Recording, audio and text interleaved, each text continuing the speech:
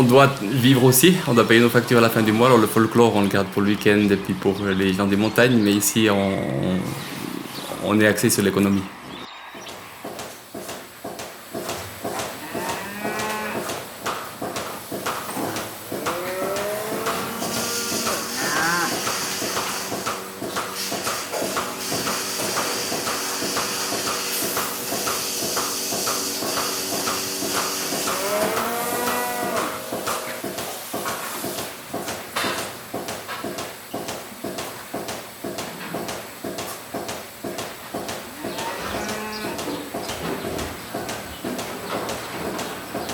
Alors le robot, lui, il s'occupe que de traire.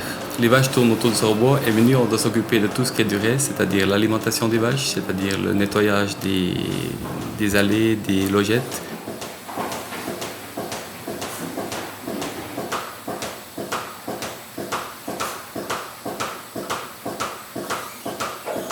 Et puis, on doit aussi surveiller le moment qu'elle vient en chaleur, parce qu'une vache vient en chaleur une fois. Dès qu'elle a vélé, environ 80 jours après qu'elle a vélé, on devrait lui remettre un veau pour la prochaine saison. Et puis ça, c'est un moment important pour nous de surveiller ces moments de chaleur-là. Il y a tous les petites bobos qui peuvent arriver entre-temps, les soins aux pieds, les dérangements intestinaux, etc., qu'on doit voir à l'œil, parce que le moindre dérangement sur un troupeau comme celui-ci, ça peut créer des gros dérangements globaux en somme au niveau de la production laitière.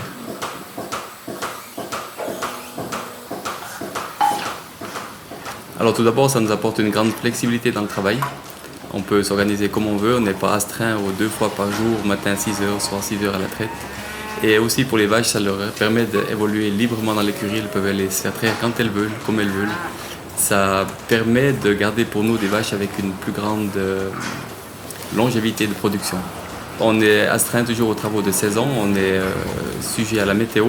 Et s'il nous faut un jour donner un grand coup de travaux à l'extérieur, on n'est pas coupé dans notre rythme de travail dehors à cause de la traite.